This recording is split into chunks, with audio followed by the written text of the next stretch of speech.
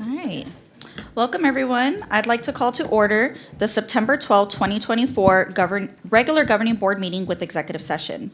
It is now 5:03, and the board members present here are Board Member Cantu, Board Member Lydia Hernandez, Board Member Garcia, Vice President Marissa Hernandez, and myself, Annalena Beitia.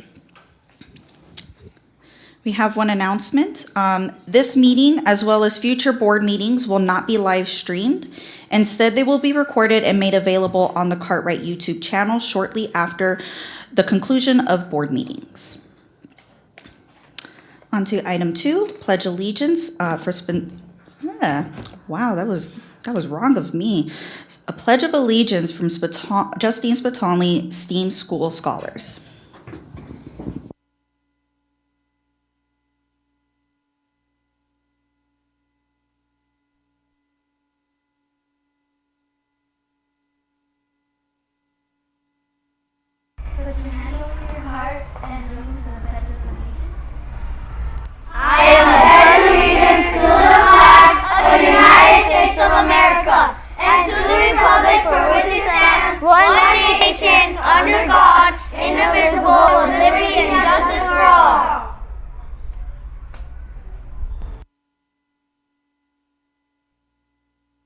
I missed those. That was so cute. Shout out to Spitali for that. All right. Introductions of representatives. Lori Richards, our CEA president. Catherine Brookins, am I pronouncing that right? Yes? Okay. CEA member. Catherine is in her 30th year in the district, taught at Heatherbrae for 23 years, and currently in her 7th year for Cartwright Elementary. That is a long time in the district. Thank you. Our Parent Advisory Council President Representative, Aide Flores. Aide Flores is a newly elected president and parent representative for Tomahawk Elementary on the Parent Advisory Committee, or otherwise known as PAC. A longtime resident of the Cartwright area, Aide has lived here for over 7 years and has deep roots in the community, as her husband and his siblings are Tomahawk alumni. She currently has 2 children enrolled at Tomahawk and previously attended John F. Long from 5th to 8th grade. In addition to her involvement in the school, Aide works as a booker for a small maintenance company called Peak Maintenance.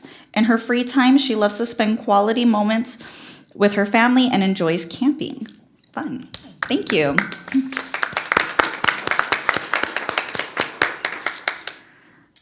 Our land acknowledgement. The Cartwright School District is located on the ancestral homelands of the Hohokam, Acamel Otham Jewett people, ancestors of the Salt River Pima Maricopa Indian Community, or SRP-MIC.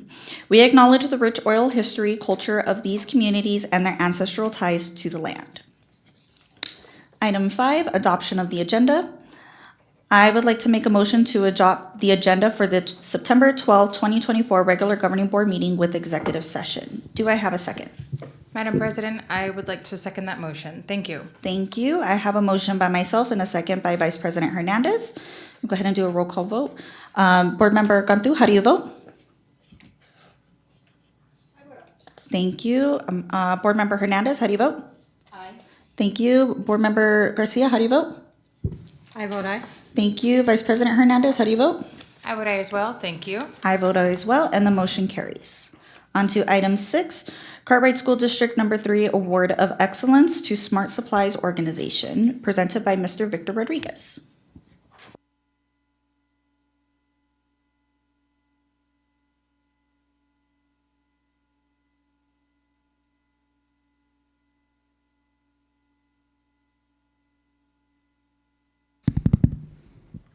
Good evening, Madam President, Dr. Aguilar Lawler, members of the governing board, the executive team, and everyone in the audience. I'm excited to share that a special organization is the recipient of the Cartwright Award of Excellence. These are 2 high school students who are determined to make a difference in our communities, and they help Alhambra School District and our district. So we put a small video together just to showcase, of all the wonderful things that they do. These are two high school students. Unfortunately, they couldn't be here because they go to school and they work, but this is really the message that they try to send out and making a difference, especially in this communities like Maryville.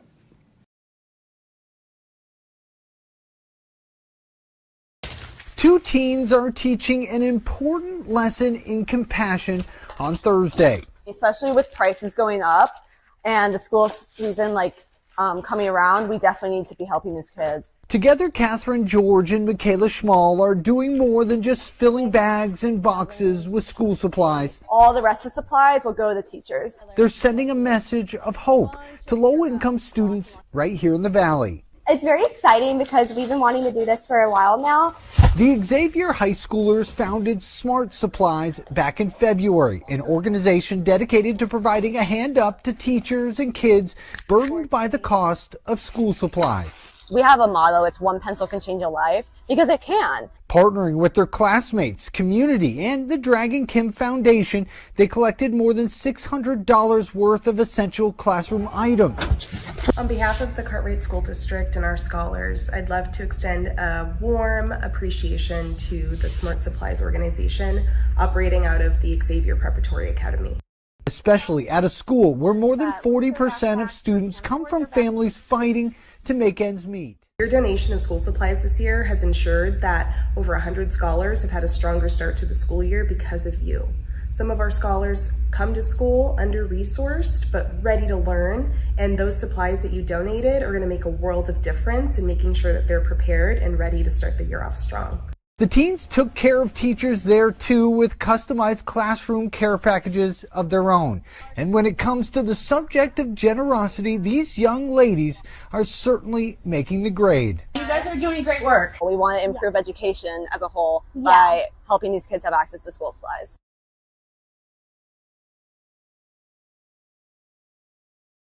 And those are the two teenagers making a difference in the community. One pencil can make a difference, and we're going to make sure that they get these awards.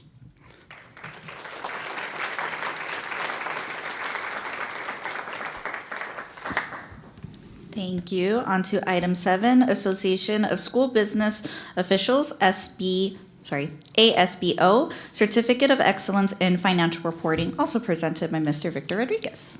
Thank you. I'm very excited because this is the opportunity to congratulate our Cartwright School District team. Thus, the district was awarded for outstanding financial reporting. The Association of School Business Officials International is pleased to award the Cartwright School District number 83 the Certificate of Excellence in Financial Reporting. ASBO, International Certificate of Excellence, recognizes districts that had met the program's high standards for financial reporting and transparency. So this award, we would like to ask Dr. Edridge if he can please come and accept this certificate. And we would also like to ask Dr. Lawler, our superintendent and board members, if you can please join us just for a photo op. You could probably explain a little bit more what that means.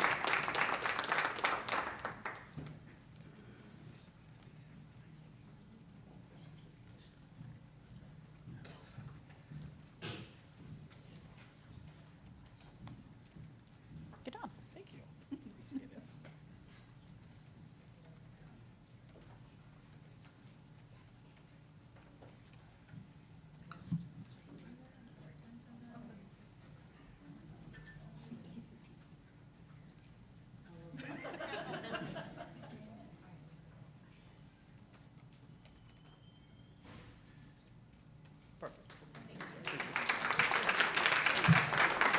Would you like to say something there?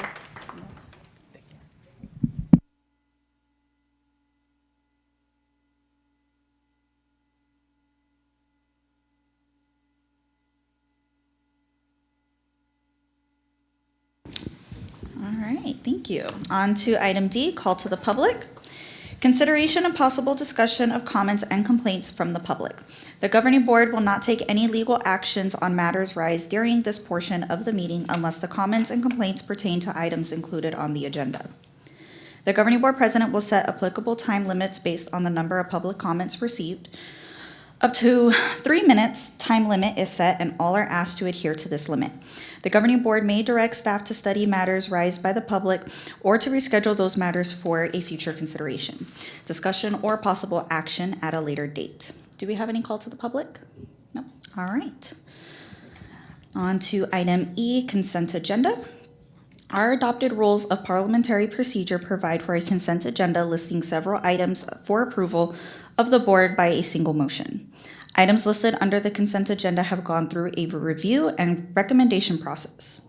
Documentation concerning these items has been provided to all board members and the public in advance to assure the extensive and thorough review. Items may be removed from the consent agenda and placed as an action item for future discussion at the request of any board member with a majority vote. Dr. Lawler? Thank you, Board President, members of the governing board, executive team, principals, guests, representatives, and those in the audience. The administration recommends approval of the consent agenda as presented. All right, thank you. Do we have any comments or questions from the board? Yes, Madam President. Go ahead, Board Member Cantu. I will not be able to vote on this agenda due to the fact that it was not available to review within the 24 hours that we're supposed to get it. So for that, I cannot vote on this particular agenda. Thank you. Okay, just for the record, this has been posted to board and to the public 24 hours as it is, we are legally obligated to do so. But we will go ahead and move on. I'd like to make a motion to adopt the September 12, 2024 consent agenda as presented. Do I have a second? Madam President, I second that motion. Thank you. Thank you. I have a motion by myself and a second by Vice President Hernandez. We'll go ahead and do a roll call vote. Board Member Cantu, how do you vote? Thank you. Board Member Hernandez, how do you vote? Madam President, if I may explain my vote. Go ahead. For the record, the meeting was not posted. There is a glitch. It's been recognized. And when we first came in and logged in, I wasn't able to log in yesterday. I was at work, but we had 24 hours, so I didn't. So I can't attest to that it was on or off last night. However, upon arriving today, we arrived early to be able to log in, and there were 4 meetings posted.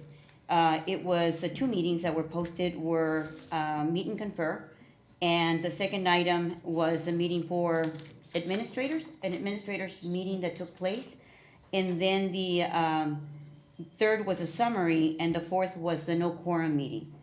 Just what I saw upon coming in. So there is a glitch somewhere, but just for the record. And I vote nay. Board Member Garcia, how do you vote? I vote aye. Thank you. Vice President Hernandez, how do you vote? I vote aye. Thank you. Thank you. For the record, if there is a glitch going on in the in board docs, that's a board docs issue, not a district issue.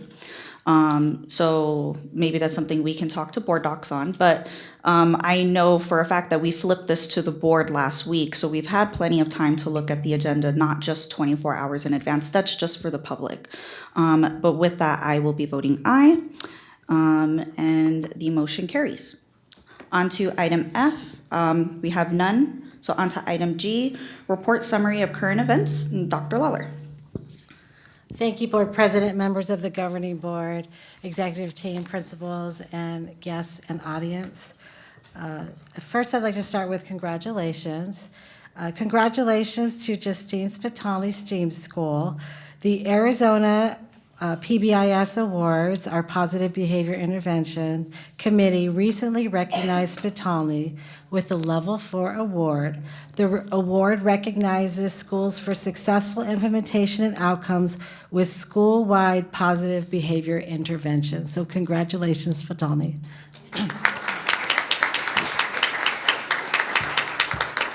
I'd like to give a shout out to Palm Lane School. They hosted the Arizona Diamondbacks and Baxter for the Fun at Bat program. Scholars and staff had the opportunity during their PE class to learn fundamentals of baseball through the USA Baseball Fun at Bat program. I want to thank these organizations for the continued support in investing in our scholars here in Cartwright and promoting the love for sports and healthy habits. I also understand that What a Guy was there, and I am so sorry I missed it. So congratulations and thank you, Scott and Palm Lane.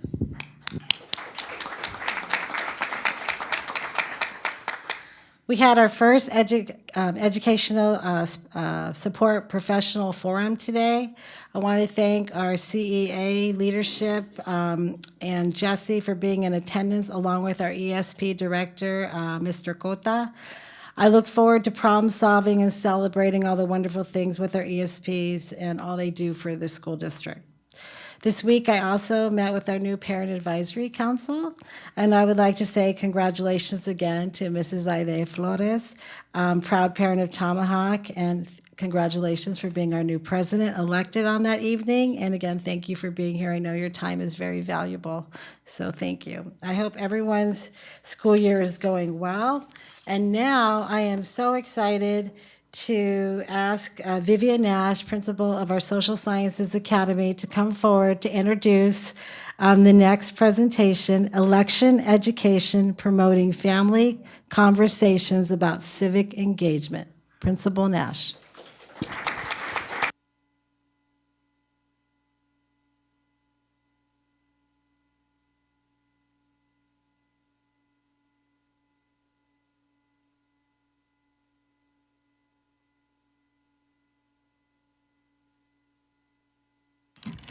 Do I have it? Yes. So Governing Board President, Governing Board members, Dr. Aguilar-Lawler, executive team members, and everyone in the audience. I am so excited to present to you our kids voting leaders. They approached me with this idea that they are going to share with you. And I am proud of each and every one of them as they embody why we became a Social Sciences Academy to begin with. They're proud of who they are and where they come from. And they're confident that their voice is important and can make a difference. So I present to you the Glen L. Downs Social Sciences Kids Voting Leadership Council.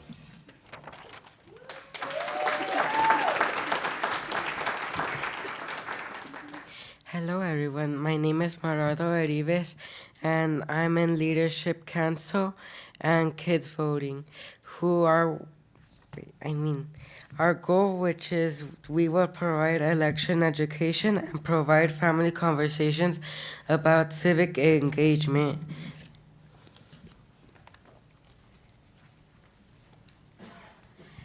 Hello, my name is Arisa Montes. I'm a part of Leadership Council, Youth and Government, Kids Voting, and I'm a member of the volleyball team. Today, I'm going to be telling you who we are. We are the Kids Voting Leadership Council. We attended the Kids Voting Leadership Summit during the summer, and we learned about the impact of elections on everyday life. We gained understanding of the importance of federal elections. We also recognized that the local elections may be even more significant. Thank you. Hello everyone, my name is Elena Estrada. I am in 8th grade from Glen L. Downs Social Science Academy. I have been in many programs such as Youth and Government, We the People, Kids Voting Summit, and I am also the Secretary of Student Council. I have also been in volleyball, soccer, softball, and garden club and STEM club. So today I will be discussing the Community Involvement Challenge. So we talked about ways to help more people in our community vote in the upcoming election. We thought about some reasons why parents and others may not vote. One of the big reasons is that there are a lot of candidates in elections and it can be confusing or feel like too much. We also know that voting the right way means people need to learn about the candidates.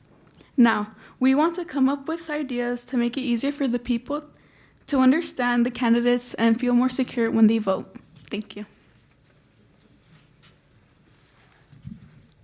Hi everyone, my name is Adriel Flores. I'm in the 8th grade and I go to Glen L. Downs Social Sciences Academy. I've been in many different programs such as Youth in Government, Student Council, We the People, and I've also been in many sports such as volleyball, basketball, softball, track, and other programs. Lastly, I'm Vice President of Student Council this year. I'm here to discuss our proposed solution. We want to make voting easier for our community by researching candidates for different races, sharing what we learn with our parents, giving parents a sample ballot where they can write down their choices to make voting easier. We also thought it would be fun if each grade level learns about specific races and candidates. We also want to create posters about the candidates and their jobs to help teach parents and the community. We want to share these posters on Parent Square for anyone who is unable to attend our event.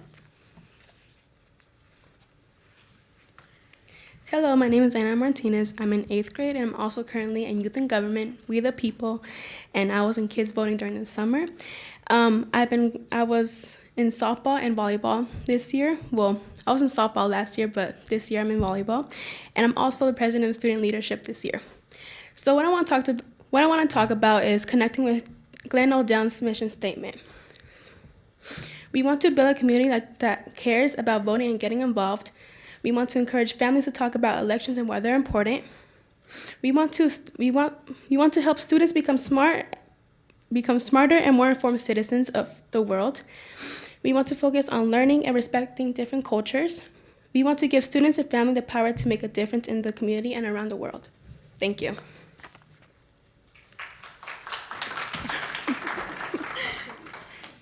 Connecting to Glen O'Downs' vision statement. This inspires us to do our best in school and to be responsible citizens. This also gets students and families talking about elections and what it means to be a citizen. It also helps students understand their history and culture by being part of voting and democracy. This also celebrates everyone's differences by listening to different views in our community. This also teaches empathy by thinking about how our choices affect others. And lastly, this encourages us to be informed citizens who think about the world around us. Thank you. Mock election event. As usual, we'll plan a mock election for every scholar. Scholars will vote in the mock election with research or things they've learned in class. This will also promote election education and encourage family conversations about civic engagement. Excitement and goals. We are excited to get our friends, family, and community involved in the upcoming election. We want to help everyone feel confident and excited about voting. We also committed to teaching future generations why voting is important and how it can make a difference. Thank you, Governing Board, and thank you, Governing Board members and executive team for hearing us today.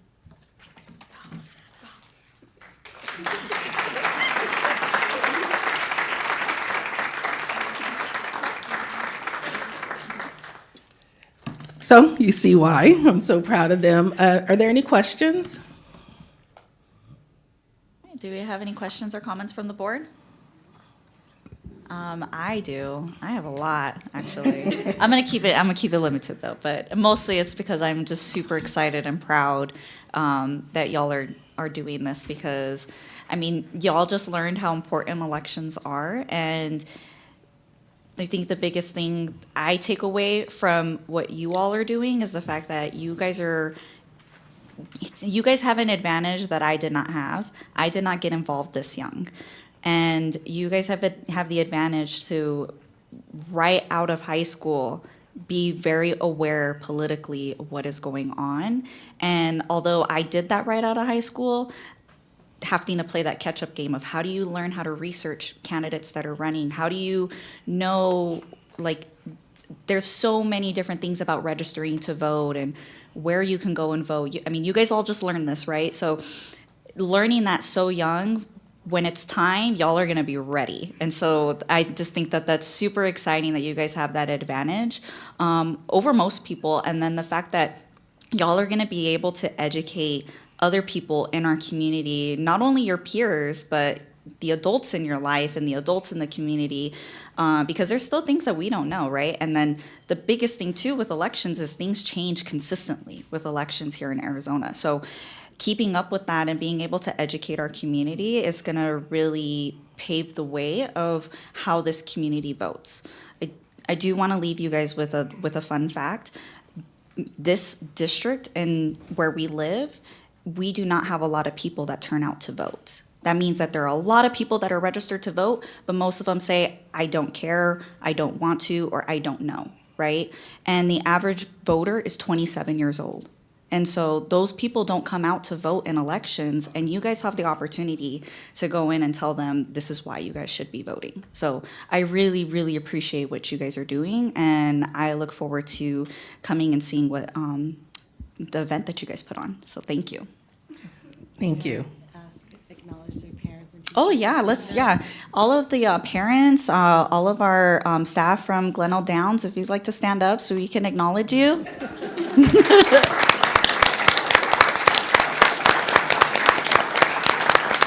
You all should be so proud of your scholars for coming out and doing this, because it takes a lot of gut to come up here and speak at the dais. So thank you so much for encouraging them to do this.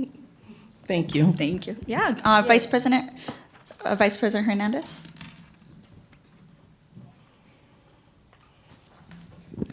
Good evening, everyone. It's always such a pleasure. One, we're proud of you, of course, and your parents, because your parents put a lot into making sure that all of these things can happen. Ms. Nash, all of our educators that are involved in this. There's a lot of moving parts to it in order to make sure that you have the opportunity. Number one is where the district and Ms. Nash and all of the educators come in. Plus, it's awesome to see that you continue on your path and that you have so many activities that keep you busy, because when we don't have those activities, you become kids like me who shouldn't be out in the streets doing things that are kind of dumb. You're doing things that are going to boost not just your future and improve that, but that of the community, your friends, your family, and anyone who's going to listen. So one, having those opportunities available to you, and for the educators and the board and our executive team, all the people that actually do the things to be able to have that happen is amazing. And to see you all after having been to Washington, D.C. with you, and how amazing you were at navigating and really taking the time to read the different pieces of history, to have those educated conversations about it, things that kids in other communities with better and more readily available opportunities sometimes aren't even, a lot of times, aren't even able to do that. So to see you all doing it is incredible. And just how long you sat there and had those like really deep conversations once you started to learn about the real, like, actual history, right? And the terrible things that have happened and how we can change that, and you just keep going. So it's amazing to see you all. I know your parents put a lot into this because they have to get you to all these different places, right? And support you, because sometimes parents don't support your dreams, and I'm really glad that yours do, and that you have a principal and administrators and educators on your side as well, providing those opportunities and readily available for you, which is awesome. And of course, the board here, Dr. Lawler, the executive team, everyone that it takes, our ladies over here, our silent heroes, unsung heroes in IT, doing all of the things to be able to make this possible, to be able to see the fruits of the labor is amazing. So I missed you guys. It was nice to see you, and your parents, thank you. Ms. Nash, great job. Thank you. Thank you. I want to congratulate you for the work that you're doing. Thank you, Ms. Nash. And just a little story. Back in the days when JFK was assassinated, it was my mom who installed the urge to represent. I was not even 4 years old, but I remember I asked her why she was crying, and she told me he was the only one good to us. And that's still in my heart since I was 3 years old. And thank you, because you are going to plant that seed on your parents. And they're going to come out and decide who they want to be represented by. And that's extremely important to all America, because you're not only making a difference in your community, you're going to do it across the country, because kids like you will learn from your example and will want to do the same thing. I'm not telling you that it's an easy job. I'm not telling you that it's an easy road. It's very difficult trying to do the right thing, but it's necessary. Thank you so much. Thank you. Thank you. And we're hoping that this will be a ripple effect, in the Mirabel community, that we just get more people involved in the civic process. Thank you. Thank you.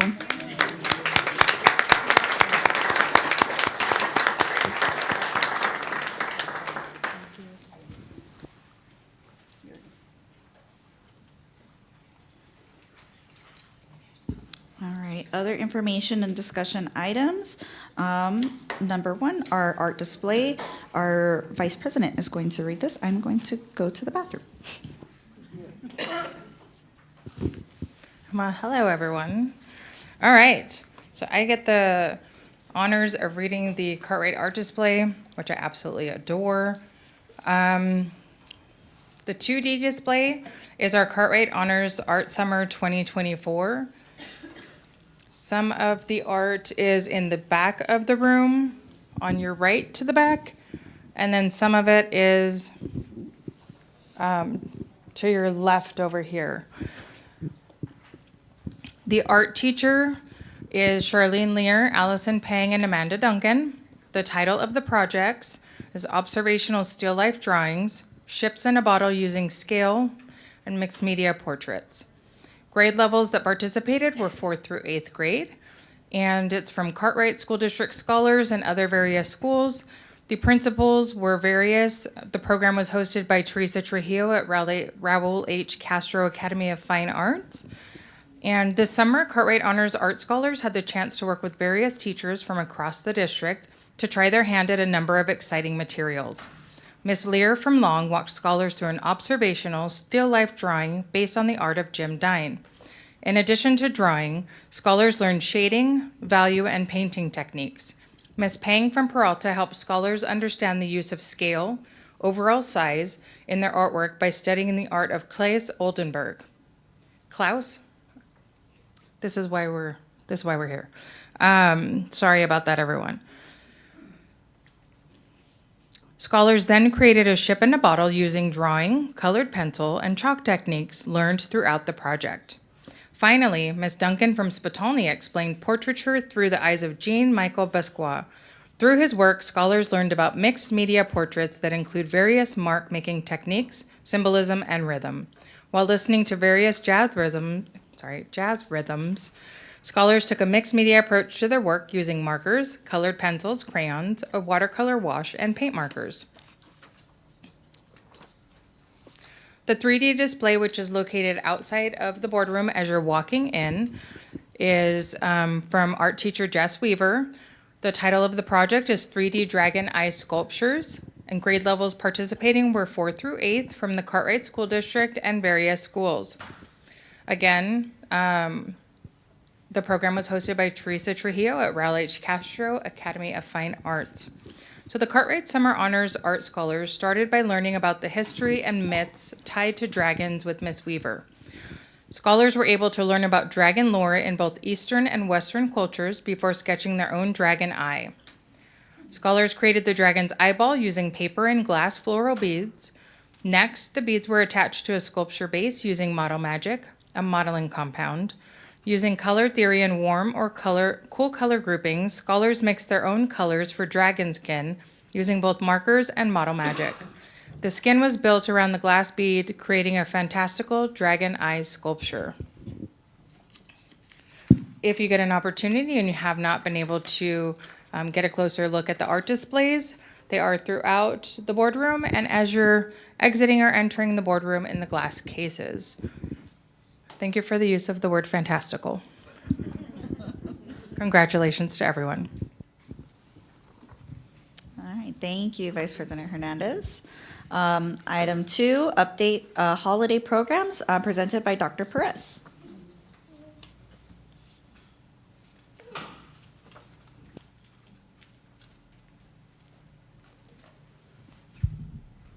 It's already on, okay. All right. Good evening, Governing Board President Abathia, Superintendent Dr. Aguilar Lawler, Governing Board members, executive team, and guests present in the audience. I'm here today to share some wonderful news about the upcoming holiday season and the efforts our district, in collaboration with several amazing organizations, has been putting into supporting our most vulnerable scholars and their families. With the help of our principals, parent liaisons, and our incredible team at the Center for Strong Families and Thriving Children, we have been hard at work identifying the families most in need of support as we approach the Thanksgiving and Christmas holidays. Today, I'm proud to give you an overview of these efforts. Let me begin with Thanksgiving.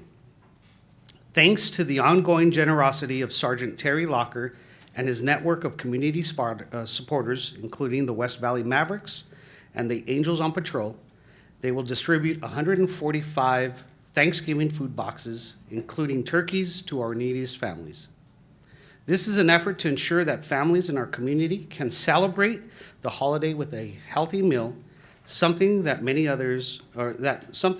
might otherwise struggle to provide.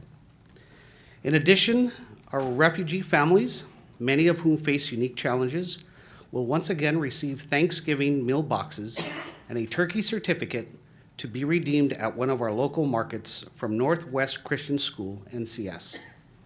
Last year, NCS donated over 100 meal boxes for these families, and I'm pleased to announce that they will be doing the same this year with a commitment to expand with their support.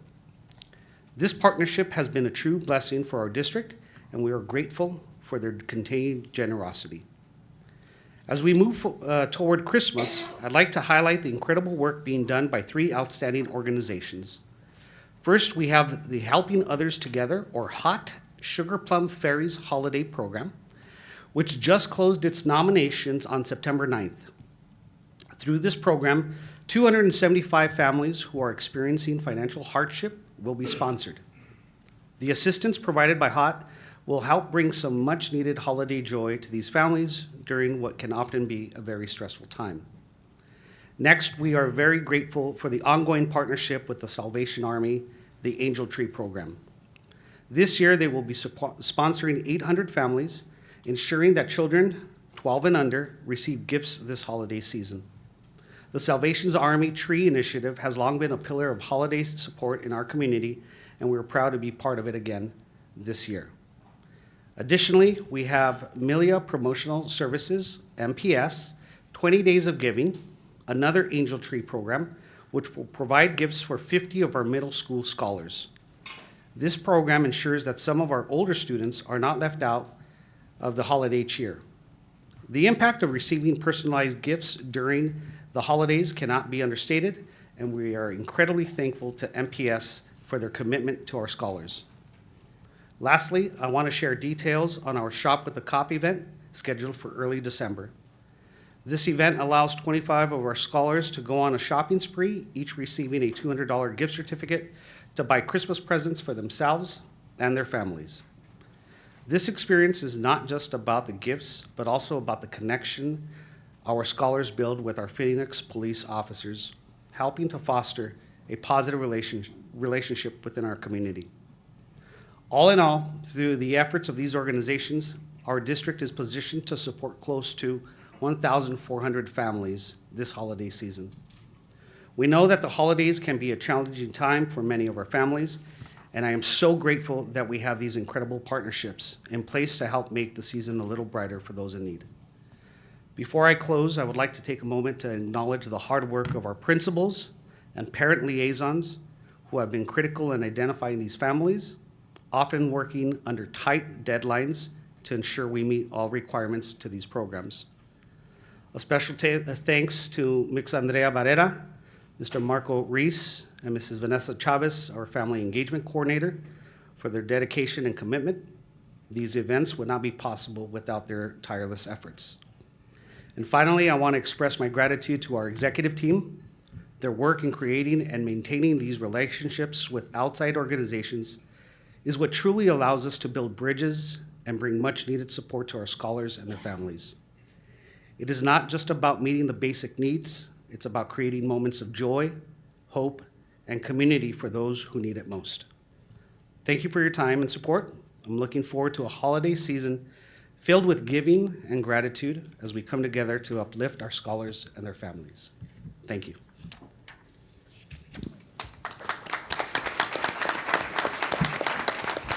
Thank you. Do we have any questions or comments from the board?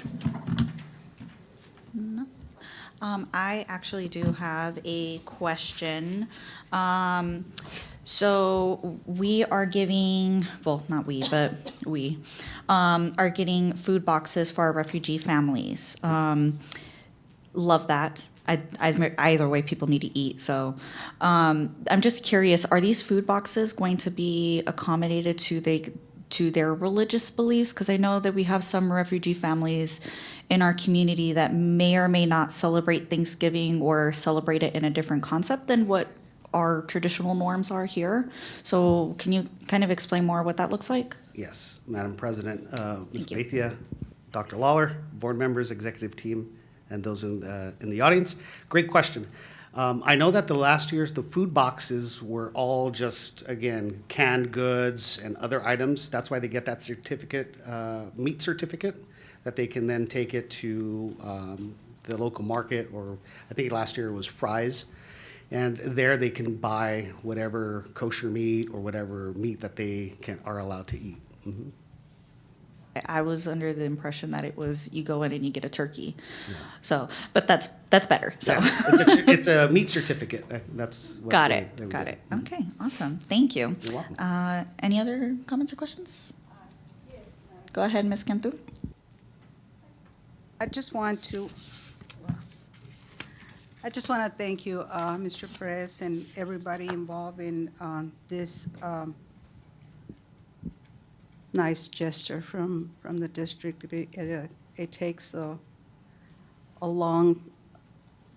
big group of people to really understand the needs of the community, and I think you're targeting those families in need, and eventually will impact our children and how they perform in a classroom. For that, I thank you, and I really appreciate the work and everybody involved in it.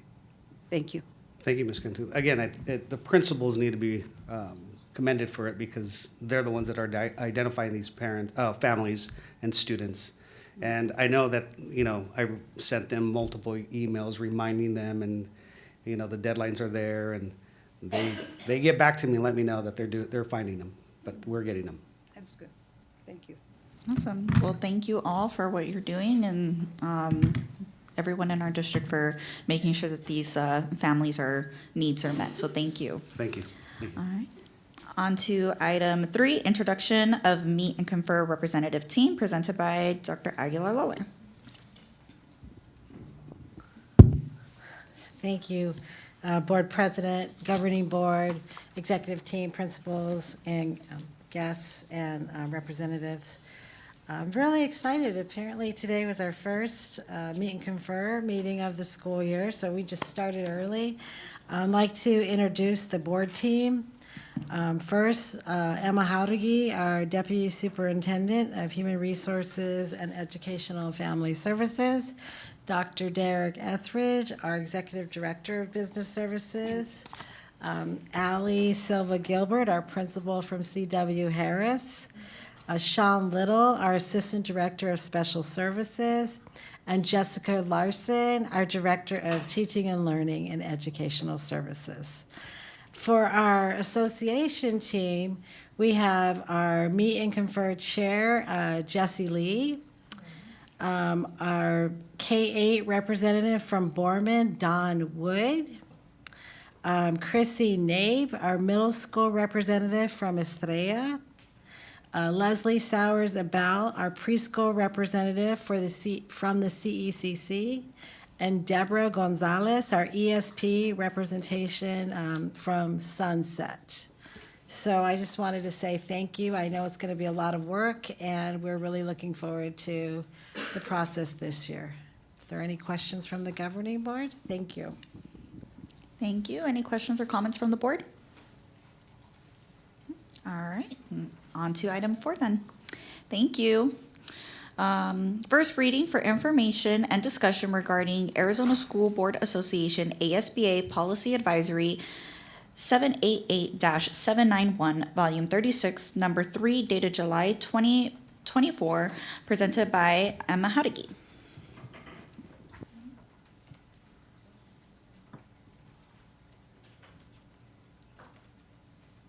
Good evening, Superintendent Aguilar-Lawler, President Abetia, governing board members and leadership team, those in attendance and executive team. Yes, this evening we are presenting the following policy advisories. These are derived from the Department of Education's final rule under Title IX to ensure that under Title IX, no person experiences sex discrimination or harassment in federally funded education.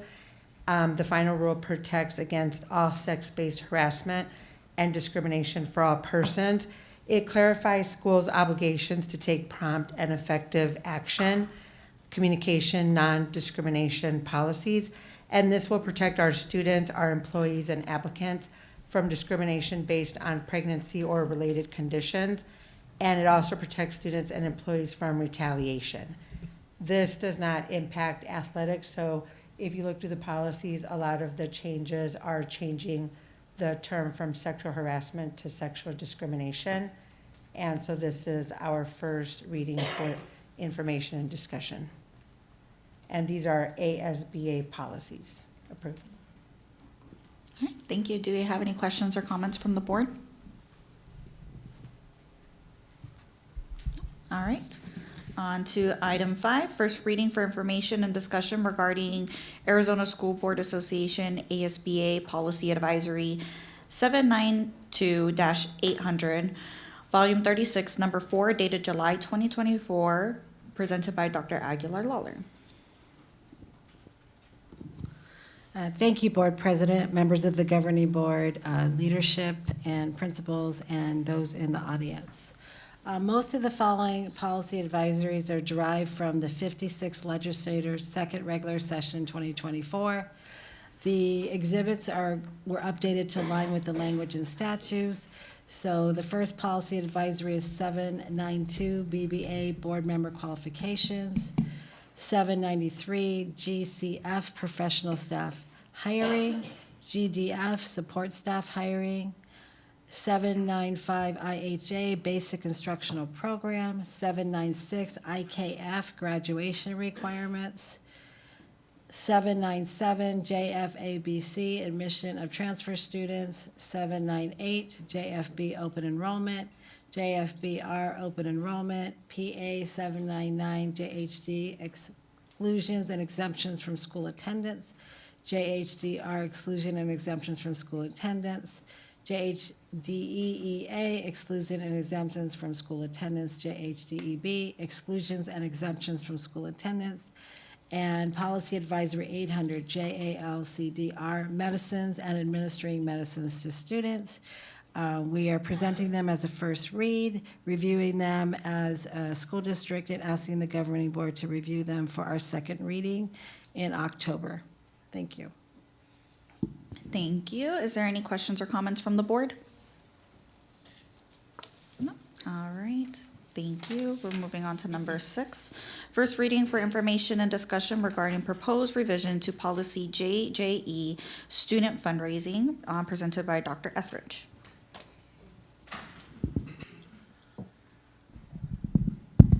Good evening, Madam President, governing board members, Dr. Aguilar-Lawler, executive team, and all those in the audience.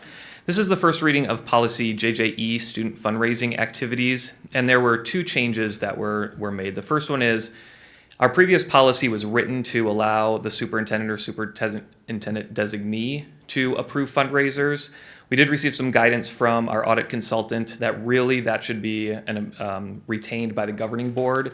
So this changes back to make sure that the governing board approves all fundraisers prior to them happening. The second change at the bottom is there's an attorney general opinion that discusses if there's a joint fundraiser held between a student group and a parent group, so a PTO and student council, if they have a joint fundraiser, that the revenue has to be split proportionately to the amount of effort each of those clubs put in. So this just kind of codifies that into policy. Thank you. Any questions or comments from the board? Yes, Madam President, ahead, Ms. Dr. Hernandez. Lawler, executive team, those in the audience and those watching. A question that just came to mind, and one of my personal comments back then was questioning, it just seemed like too many. This is just one of those minor, details in the scheme of the entire district.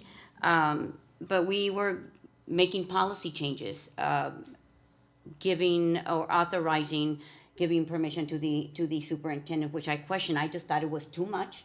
But we're coming back with this. I just wanted to make sure that I understood that it was correct in terms of this topic. Madam President, Board One. Member Hernandez, yes, correct. And so what our plan is at the next board meeting, if this will come up for second read, and if approved, we'll also have a list of just typical fundraisers that we see from school. So Peter Piper Night, candy bar sales, those kind of things that will have a general approval of those fundraisers kind of at the beginning of each year. And then if there's something that is different from any of those lists, that would be brought up as is to the governing board. Just to piggyback on that question or my comment is, how was it typically done before the change? How did who approved the fundraising activities? Was it its own site previous to that? Madam President, Governing Board Hernandez, yes. So with the past couple of years, it was delegated to the superintendent and superintendent designee, which was the school principal. Thank you. Yeah. All right, go ahead, Vice President Hernandez. Sorry, always dramatic. Thank you, Madam President. Dr. Etheridge, just a question because I'm curious. When it comes to proportionately splitting between the student and the school parent organization, how is it determined how much effort? How do you determine the proportionate split? Because kids have some restrictions. I'm not saying this is a huge problem. I'm just curious. Madam President, Board Member Hernandez, that's a good point. And really a lot of this is going to come back to, we see this a lot more often in high school districts when they have booster clubs and things like that. Really, when we're talking in a K-8 district, it's very true, especially at a K-6 school, like the kids are only old enough to do certain, they're not going to be negotiating with the bounce house people, things like that. So those types of things we understand. So it's really just the student group and PTO working together to say what's reasonable. And if we're putting forth effort, it's probably going to be a 50-50 split type thing. Thank you. Any other questions or comments from the board? All right, thank you. On to item 7, update with Go with the Flow, presented by Dr. I'm sorry, I just promoted you to it. Yeah, thank you. Presented by Marco Reese. Thank you. Good evening, Superintendent Dr. Aguilar Lawler, Madam President Abetia, Governing Board members, and Cartwright community in attendance and online. This year, we are fortunate to partner with Go with the Flow, an organization dedicated to ensuring that schools receive essential feminine hygiene products at no cost. This year, we've applied for assistance through the organization, requesting over 1,200 pads and 1,600 tampons. We'll be creating care packages that will go out to our school sites for teachers to keep on hand in their classrooms. We will also be utilizing these supplies to distribute through our family center. We're grateful for the generosity of Go with the Flow. Last year, our district was fortunate to have received a feminine hygiene grant of close to $50,000 from the Arizona Department of Education, which provided our school sites with feminine hygiene products as well. Our schools have these supplies accessible at their sites for scholar use. We're grateful to be able to provide this additional assistance to our community. Thank you. Thank you. Do we have any questions or comments from the board? Yes, Madam. Go ahead. It's difficult to manage. Yes, Mr. Reese, thank you. You say, what is the amount of the hygiene items that we're receiving? So thank you again for asking the question, Board Member Cantu. Yes, so we actually are able to order it periodically as needed. So specifically for Go with the Flow, they allow us to order tampons, and they also allow us to order pads. And then any additional materials that may be needed, disposal containers, et cetera, that could be provided through the grant that we received as well. And we have supplies on hand still from that grant. And that was a separate grant that was received last year at all school sites. And that is sent to the classroom, so children, girls have access to it, correct? Again, thank you for the question. Yes, so specifically with Go With The Flow, those will allow us to actually send care packages directly into the classroom for teachers to have on hand. The grant also doesn't stipulate that we have to necessarily distribute from the classroom, but they can do that as well with the grant materials. So we're kind of combining both to make sure that it's accessible in bathrooms, across the campus, and then across the district as well. I would like to see a copy of that grant to see what are the specifics on and see what it's a new thing. And I think it's very important for our young ladies out there in the classroom. So just to have that freedom to say, I need it, it will be very beneficial to so many girls in our district. So I just would like a copy of that if it's possible, Mr. Reese. Absolutely, we can make sure we provide you with the information. And again, I want to clarify that Go With The Flow is an organization that provides those materials, again, free of charge. And they have, most of their information is posted on a website. And it does allow for donations directly, monetary donations to support that effort. Really kind of the intent is to reduce the stigma around it and making sure that it's accessible, especially for our young ladies, and ensuring that there's accessibility. The grant was a separate one-time grant through the Arizona Department of Education that we were fortunate enough to apply for and receive last year, but we still have supplies still on hand from that grant as well. But we'll make sure that we provide you with that information. Thank you very much. Yeah, absolutely. Thank you, Madam President. Thank you. Do we have any other questions or comments from the board? Vice President Hernandez? Thank you, Madam President. Thank you, everyone. So I just wanted to make a comment, but as I thought about it, there's a lot of men in the room, so I'm just gonna keep it vague because I'm sure you guys have seen enough of those. And you know what, I'm gonna keep it vague. I remember when Ms. Abathia brought this up at a meeting last year and a half. It was like one of the first kind of things that she brought when she got appointed, or not appointed, elected to the board. Yeah? Yeah, appointed. Okay. It is extremely important. So I just wanted to say thank you for thinking of these types of things because they don't cross all of our minds necessarily.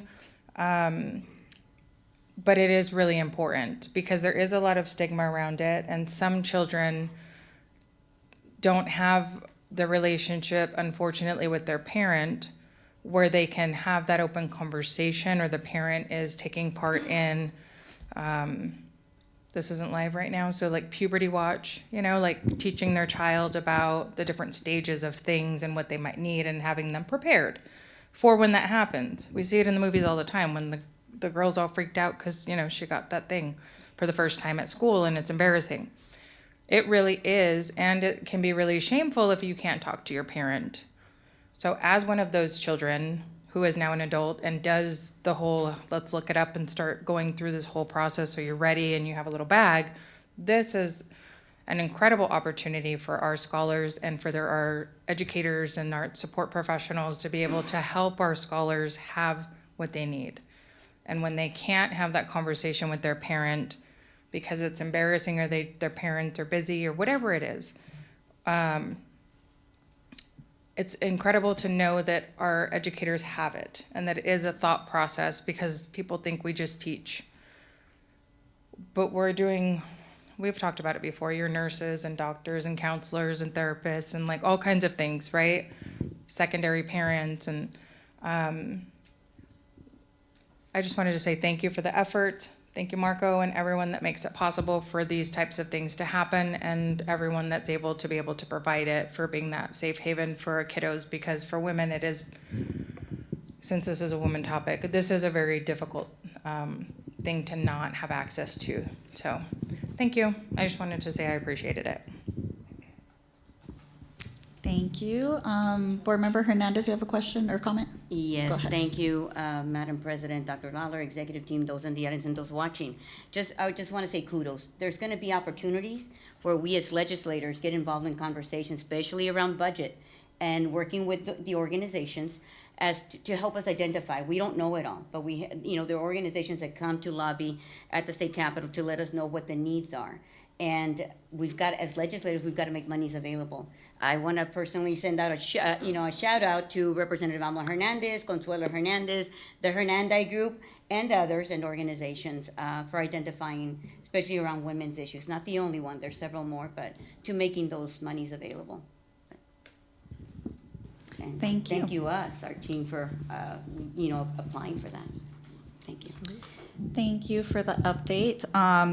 I think the biggest reason why I asked for information with this is because I have done some work with Go With The Flow. I do want to, although she is not here, I want to give a shout out to Ms. Sofia Carrillo for reaching out to me and telling me, hey, get your district on board with this because we gotta get you guys these products. So, and it's funny because I was like, oh, that's funny. I already had asked about this like a while back. So her reaching out was kind of like a, hey, let's figure this out now, right? So I want to thank her for that. I do want to thank Dr. Carlos Perez for having that conversation and working with her on this as well. I think the biggest reason why, though, I initially was so passionate about this is a lot of times some of our scholars who do menstruate, it happens so young sometimes, and sometimes they don't know, parents themselves, they're not prepared for the conversation because we're seeing people menstruating a lot earlier in their stage of life than normal.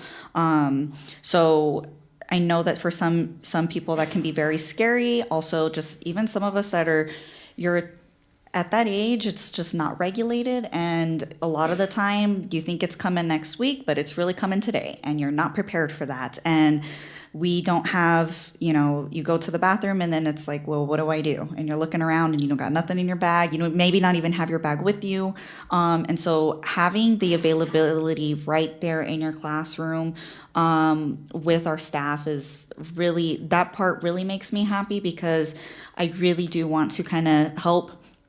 And the stigma of it being a gross thing, but really it can be a beautiful thing. And I want people of all genders to be able to kind of be okay with that and help our scholars kind of understand that as well. And so I think that's the biggest reason why, and mostly because it was free. So that was my big hop on board with this. Why not take up as many free opportunities that we can get? So thank you so much for Dr. Perez, Mr. Reese, and Ms. Carrillo, she's out there listening, for really helping our district with this project. On to number 8, our 2024-2025 Safety Protocol Update, presented by Mr. Victor Rodriguez.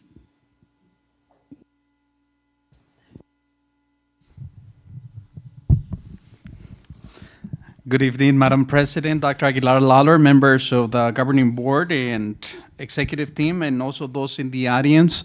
I just want to mention that the department, that every year we put together an emergency operation plan to ensure that our scholars, our staff, and visitors feel safe and are safe when they come to our schools.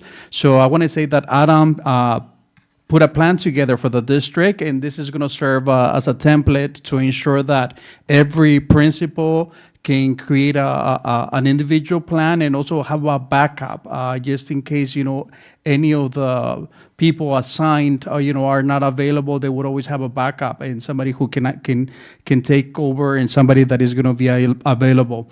We would also like to mention that the Department of Education recently made some changes to ensure that we have individual plans for scholars with special education. Our Assistant Director of Safety and Risk Management, Adam Stephenson, he's going to be able to provide us with an update during the executive session. All right, thank you. Do we have any questions or comments from the board? No? All right, on to item 9, request for future agenda items as information and discussion at a future governing board meeting. Do we have any requests from the board?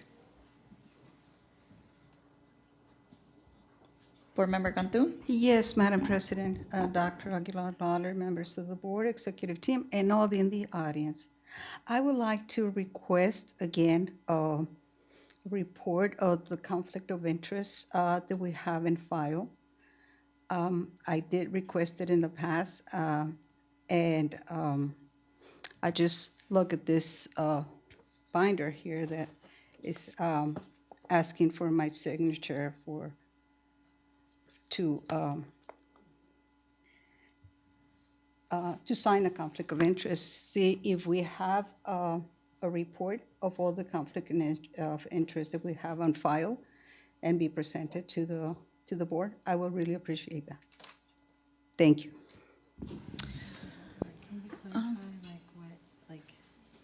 You want like, sorry. No, go ahead. I just want clarification. Do you want a list of all the names in the school district, and then if there's any conflict of interest, or just the names if there's, I'm not sure, like, or do you want the presentation of what it is? The forms that are being signed at the district. The ones that we have on Vector that just we sign on in the district? Yes, for everybody that have signed a conflict of interest, a report on that. Okay. Thank you. Uh-huh.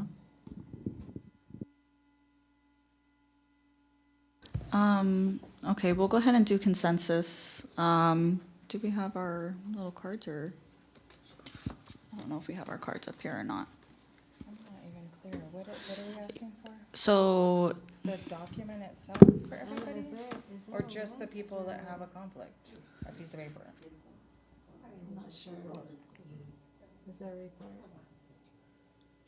Good evening, Superintendent Dr. Aguilar Lawler, President Abeitia, governing board members. So are you requesting a list, like these are all the people that have signed yes for a conflict of interest? That's correct. Yeah, there is a report that can be run off of Vector, I believe. us pulling this isn't like a HR issue, right? I think it could be. We'll have to ask our You know, I remember that when this was brought up before, I did ask about it, so I think it gets pulled off of Vector. Because Vector was under me last year, so there was a report that could be run.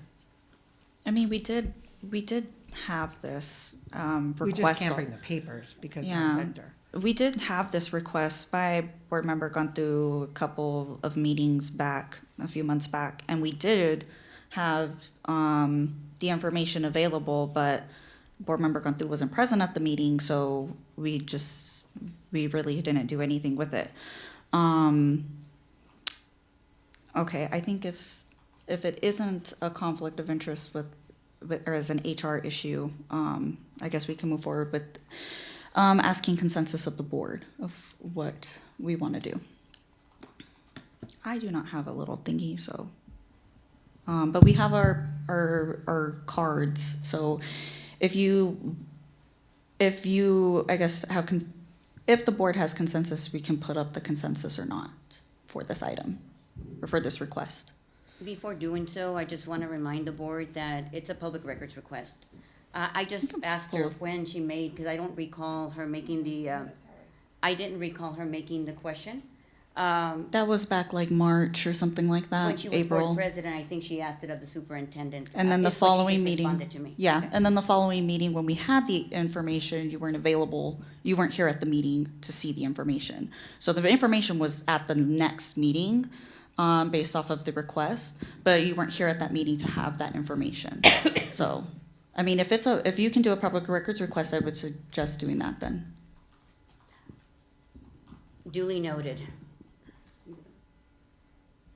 So does the board have consensus to this, or is this not a request anymore?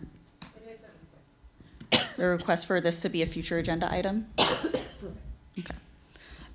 If the board would like for this to be a future agenda item, you could put up your card. I do not have one though. So Well, I'll hold just- on. I do recall that we talked to the attorney about it. we can bring it and have a list. I don't know if we want to put it, I mean, you guys want it displayed up on the, or you just want the list to review?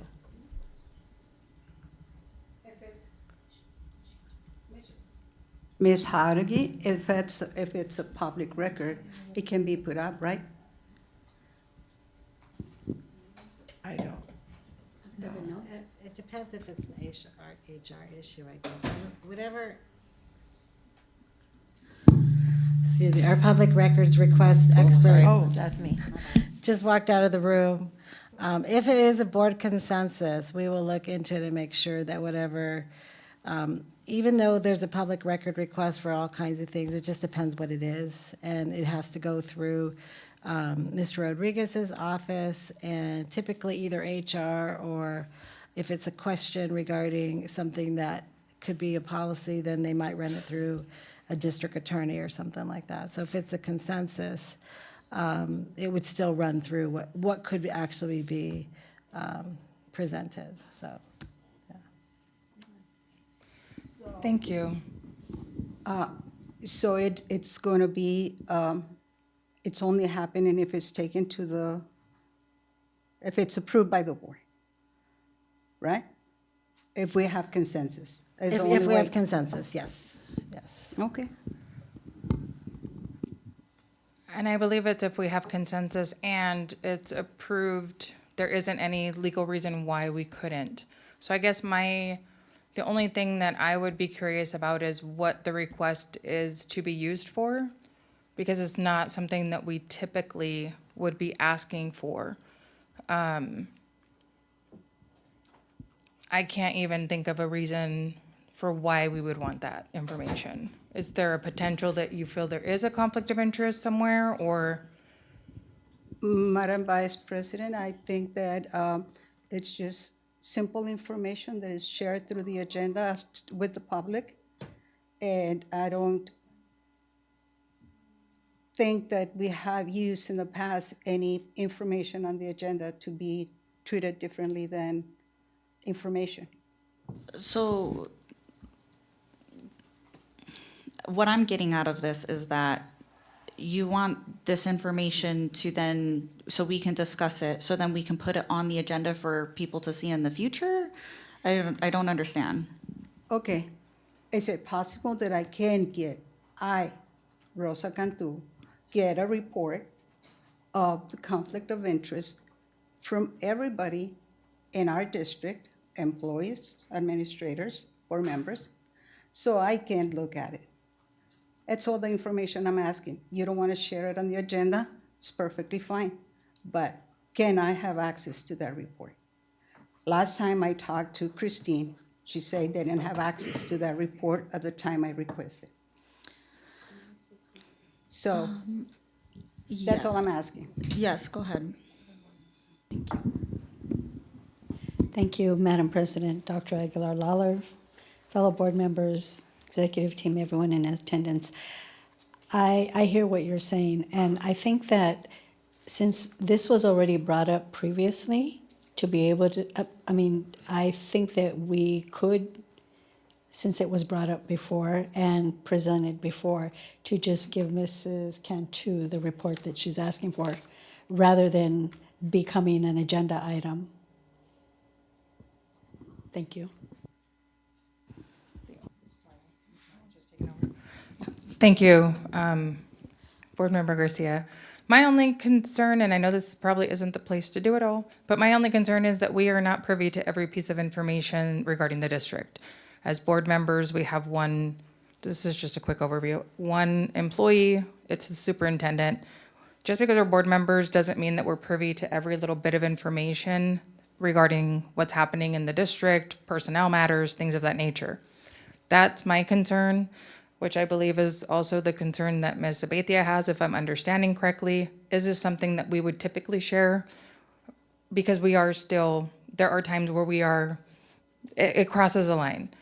So that's the only concern. That's all I got. Madam Vice President, when you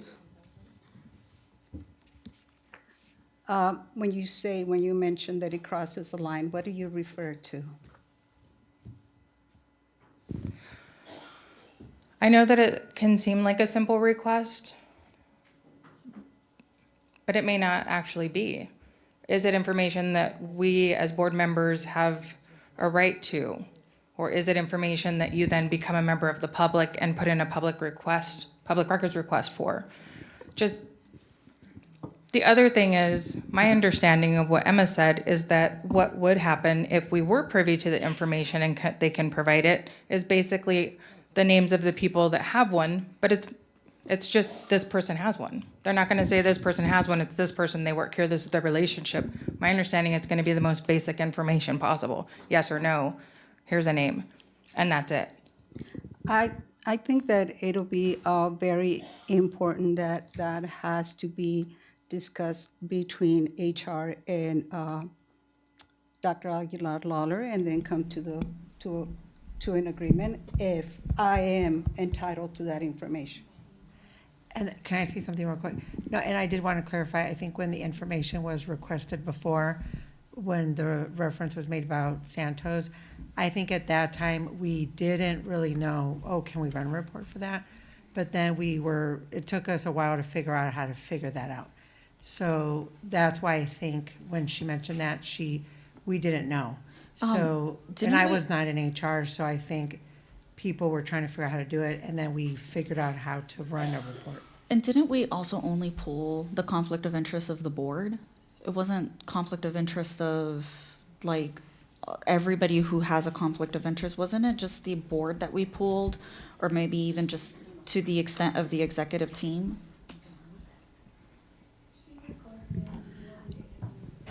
Leadership. Administrators? Okay. Yeah. Okay, so that was the extent was board down to administrators. And Madam President, I did get 3 conflict of interest last time, and it was from the board members. So it was not a complete report, and that's the reason I'm requesting it again. So this is because you're assuming that board members on the dais have conflict of interest within the district? Is that what this is about? I'm confused. I'm just really confused why we're asking for this. Dr. Aguilar Lawler, do you understand my request? Yes, your request, from what I'm understanding, is not to have a actual board agenda item, but to get a list for yourself. That's correct. Thank you. That part doesn't confuse me. The part that confuses me is to why. That is what is confusing, is why we're pulling everybody's conflict of interest if we've signed the forms. Like, we're aware of these things. I'm just confused as the intentions. I'm sorry you're confused about it, but this is a public meeting, and we are allowed to request information, Madam President. Okay, well, I would feel more comfortable speaking with the attorney before we do this. I'm not saying no to this. I'm just saying I would feel more comfortable speaking with the attorney because these are other employees in the district, and this is through HR. There's a very fine line that we could be crossing here. I would feel much more comfortable speaking with the attorney before we do this. Yeah, that's my take on this. Madam President, I've been waiting my turn patiently. Madam President, Dr. Lawler, fellow board members and executive team, we have every person in here has a right to request and make a public records, and we do need to provide the information. Myself, I'm listening to the conversation, and I had to get clarification from Ms. Cantu as to why she's asking. This is public record. We are getting, board members are getting asked to sign a document for a reason. If we didn't need to sign, it's not necessary, it's no big deal. But obviously it's being requested of us for a reason, but the public has a right to know. She can make the request. Now what got me interested in the conversation right now, because I didn't recall the meeting where this was asked, and she clarified, was that while serving as board president, she made the request to the superintendent. And I guess she got some partial information, but we have 5 board members. So there was only information on 3, correct me if I'm wrong. And that's why she wants to continue asking until that's fulfilled. And for my purposes, I'm kind of surprised that we are spending a lot of time on what we can and can't do and not know what to do, what steps, including of the executive team, when we had an attorney at the time when she made the request that was not provided. Is all. Thank you. So, yes, so the information that you asked for prior was the conflict of interest of the board and the administration. So is that the same request that you are asking right now? Is the conflict of interest of the board and the administration, or how far are you asking for these conflict of interests?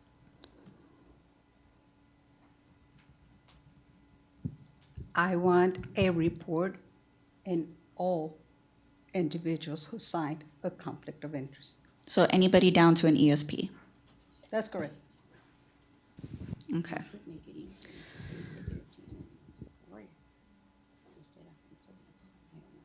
No.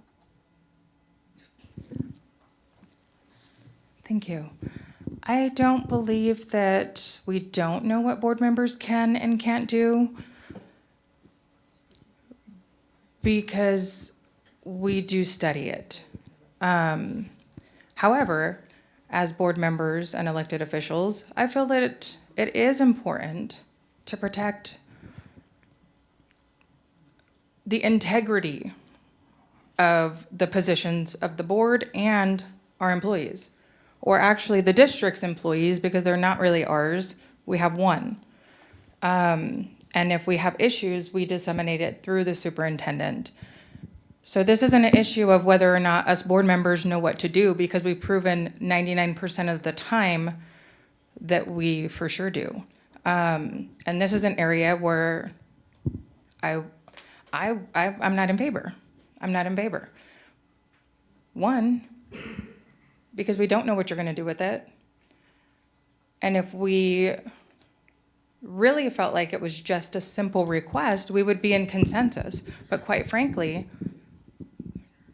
it doesn't make Madam Vice sense. President, have you ever used district information the wrong way? Have you ever utilized information to do illegal things, perhaps? No. Okay, so why is that assumed of me? I'm going to refrain from that one, Ms. Cantu, because this is a public meeting and it will be posted. Exactly, it's a public But meeting. we all know exactly why. Because, and we're not going to get into an argument on the dais, I think we should just call the question and do whether or not we have a consensus. Because right now it's just going to turn into something bigger. And I think it's only fair that we continue, because this is really just a request for agenda items. Well, it was not accepted as an agenda item. I request a report to myself, and it's still an argument. And that tells me that something's not right. But let's not assume. Let's not assume. I think it's just confusing because we've already given this information and then you weren't here, and so now you're asking for it again. It's just really confusing, but I heard the call to question, so I'm gonna go ahead and move on. I am going to go ahead and speak with legal about this before we make a final decision on this request. Are there any other requests for future agenda item from any other board members? First of all, Madam President, I believe that Mrs. Garcia agreed that the report had given to me, and for that, I think we have consensus. If you still want to legal counsel, it's okay. I'll wait until you get your legal counsel, but I think we have consensus for that report to be provided. If we have consensus, you can either put your thumbs up or hold your card up.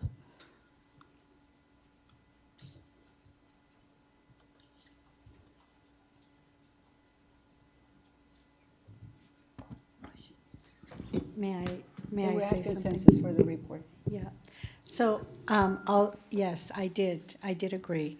And I do agree. However, now I have a question. Sorry, Madam President, Dr. Aguilar-Lawler. So now that you brought up legal, I think that since the request has been pending, you can go ahead and clarify with legal and then move forward with that.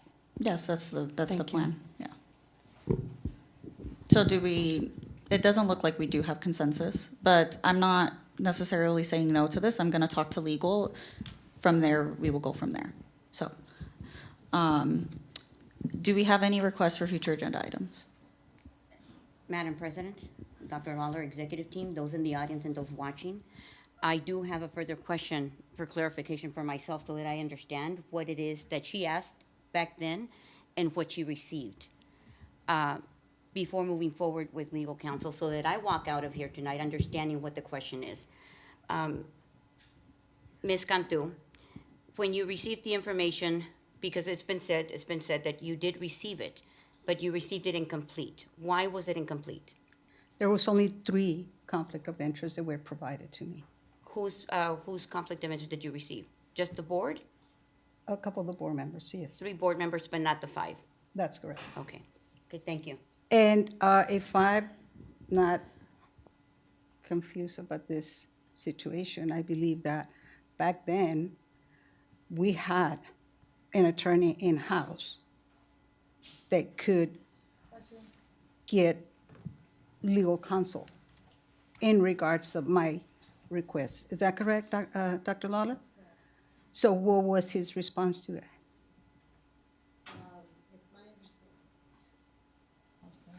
It's my understanding that a list was actually provided for what we thought you wanted in a executive content for all board members in March of this year. So it could be on there what you're asking for. I have to review that board agenda, but it's my understanding that it was provided to the entire board under executive content. But I have to look. I don't recall. So it was I believe it was okay. provided for what you had asked for, but The I have to information look. was provided on March 25th, 2024, for executive content.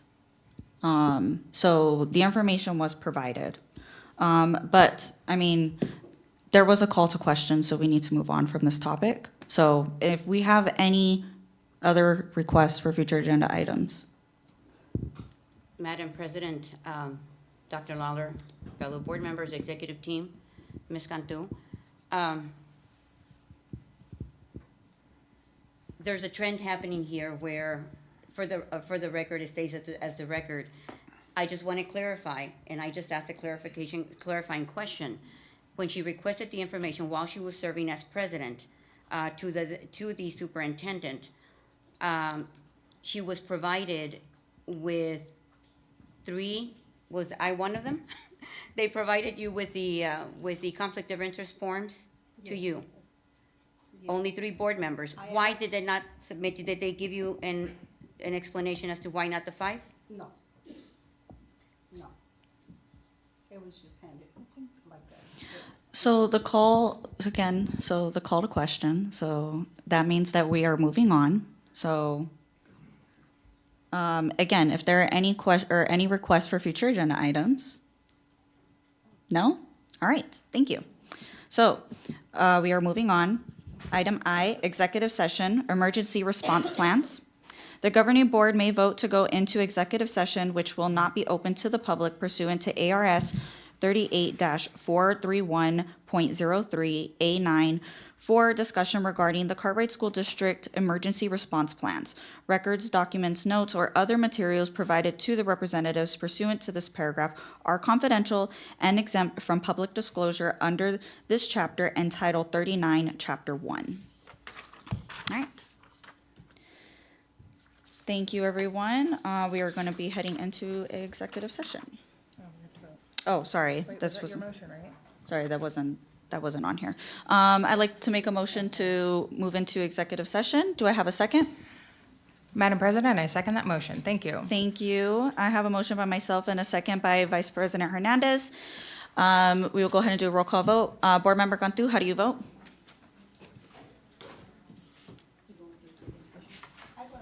Thank you. Board Member Hernandez, how do you vote? Aye. Thank you. Board Member Garcia? I vote aye. Thank you. Vice President Hernandez? I vote aye. I vote aye as well, and the motion carries. Thank you, everyone. You have a good evening. We will see you next time. Sorry, it is, what time is it? It is 6:38. Sorry, 6:33.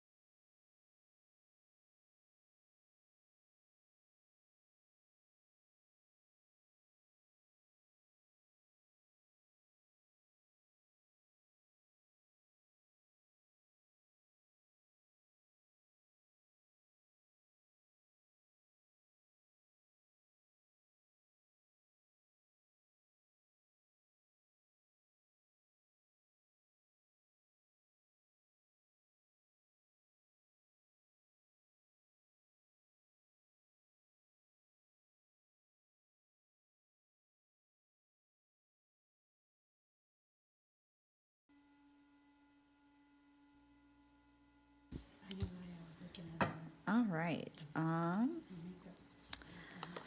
We are back from executive session. Let me just make sure I am in the right place. J, thank you, because I would have missed that. J, resumption of regular meeting. It is now 8:07. For the record, board member Cantu left the meeting around 7, I forgot the time. 7:49, thank you. On to item K, announcements of future meeting date and other routine information concerning the governing board. The next regular governing board meeting will be held on October 3rd, right? Yes. Yes, October 3rd at 5 p.m. at the Cartwright School District Boardroom in the Cartwright District Training Center. Yes? Okay. On to L, item L, adjournment. I would like to make a motion to adjourn the September 12, 2024 governing board meeting. Do I have a second? Madam President, I second that motion. Thank you. Thank you. I have a motion by myself and a second by Vice President Hernandez. Board Member Hernandez, how do you vote? Aye. Thank you. Board Member Garcia, how do you vote? Aye. Thank you. Vice President Hernandez, how do you vote? I vote aye, thank you. I vote aye as well, and the motion carries. It is now 8:08, and we are adjourned. Thank you.